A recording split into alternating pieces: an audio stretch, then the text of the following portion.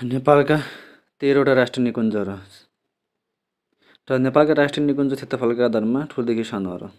यो पनि इक्जाममा सोधिन्छ पनि, लेभल 2 क्वेसनमा पनि सोधिन्छ। ती राष्ट्रिय निकुञ्ज सोधेर तिनीको चाहिँ क्षेत्रफल कति हो र कर्मसमाज पनि भन्न सक्छ उसले।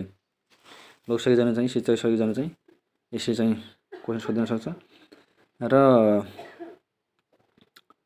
हाम्रो चाहिँ ठुलोदेखि सानो भन्दाखेरि सुरुमा चाहिँ सेफोक्चुन्डो हुन्छ।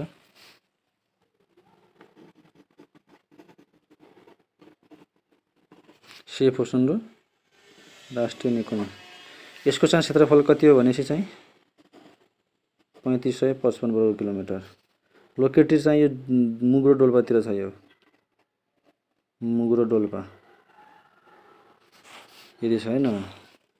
अब 2 नम्बरमा हाम्रो के छ त, लामटाङ राष्ट्रिय निकुञ्ज।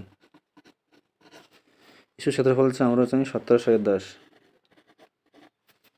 लामटाङ हाम्रो कहाँ छ भन्दाखेरिमा चाहिँ रसुवा भयो, सिन्धुपाल्चोक र नुवाकोट। रसुवा, सिन्धुपाल्चोक, नुवाकोट याद गर्नु होला, मैले सुरुमा लेखिदिएँ। 3 नम्बरमा मकालुबरुङ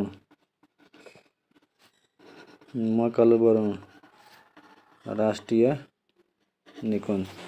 यसको क्षेत्रफल चाहिँ हाम्रो 1500 वर्ग किलोमिटर।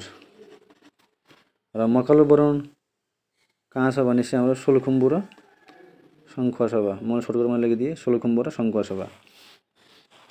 अब हामी आउँछ 4 नम्बरमा सेफोलाम सबबाट चाहिँ सगरमाथा आयो। अब बल्ल सगरमाथा पुग्यो, सगरमाथा रानी। यसको क्षेत्रफल चाहिँ हाम्रो 1148। यो चाहिँ कहाँ छ हाम्रो सोलुखुम्बुमा छ। मैले सर्टकटमा लेखिदिएँ, यो चाहिँ सोलुखुम्बुमा अवस्थित छ। अब हामी आयो 5 नम्बरमा। अब हाम्रो यो सब सी भन्छ, सबबाट चाहिँ बर्दिया राष्ट्रिय निकुञ्ज। यसको क्षेत्रफल चाहिँ हाम्रो 968। बर्दिया चाहिँ कहाँ छ हाम्रो बर्दियामै छ। बर्दिया राष्ट्रिय निकुञ्ज हाम्रो बर्दियामा छ। अब हामी आयो 6 नम्बरमा सब चीबाट चाहिँ चितवन आयो। अब चितवन राष्ट्रिय निकुञ्ज।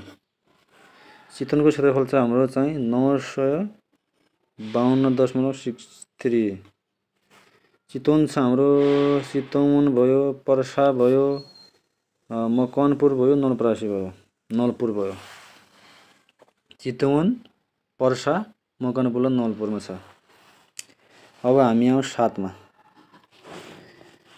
छ चितवन बस्ती। अस्ति नै हाम्रो के छ नि त्यो छुट्याएको छ नि त पोखचुन्डोबाट। यी सेफोक्चुन्डोको चाहिँ पनि क्षेत्रफल अब घट्न सक्छ, 55 नहुन सक्छ है।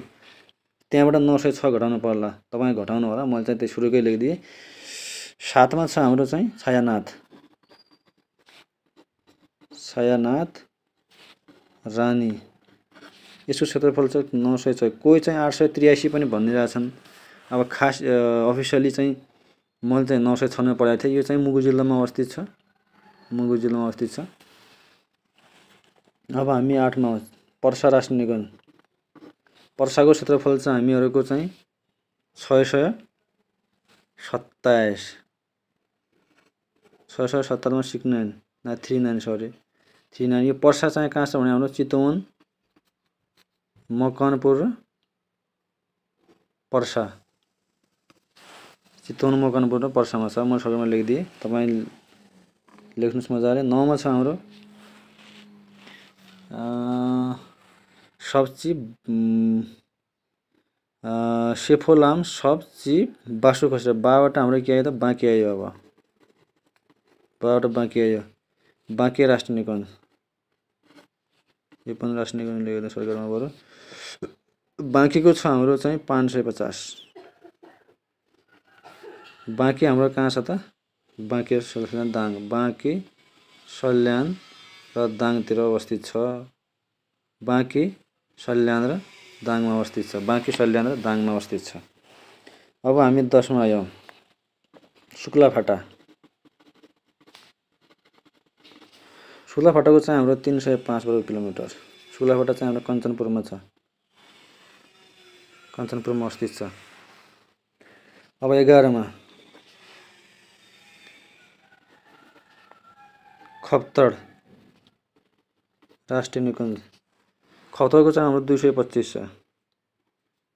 खप्तड हाम्रो पश्चिम कहाँ छ त? अछाम, बझाङ, बाजुरा र डोटी। एकदम सजिलो छ, के छैन, एक दुईचोटि पढ्यो भने सब खतम। खसीबाट चाहिँ शिवपुरी आयो। अब शिवपुरी गलत भयो, शिवपुरी यस्तो हुन्छ।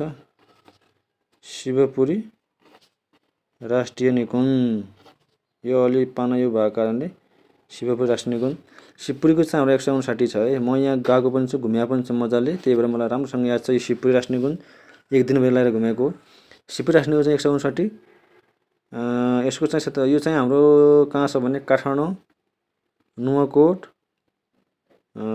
धादिङ र सिन्धुपाल्चोक 5 जिल्ला, चार जिल्लामा चाहिँ अवस्थित छ। अब 13मा हामी के रारा राष्ट्रिय निकुञ्ज।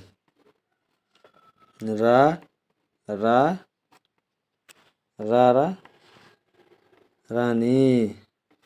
यसको क्षेत्रफल चाहिँ 106 छ, 106।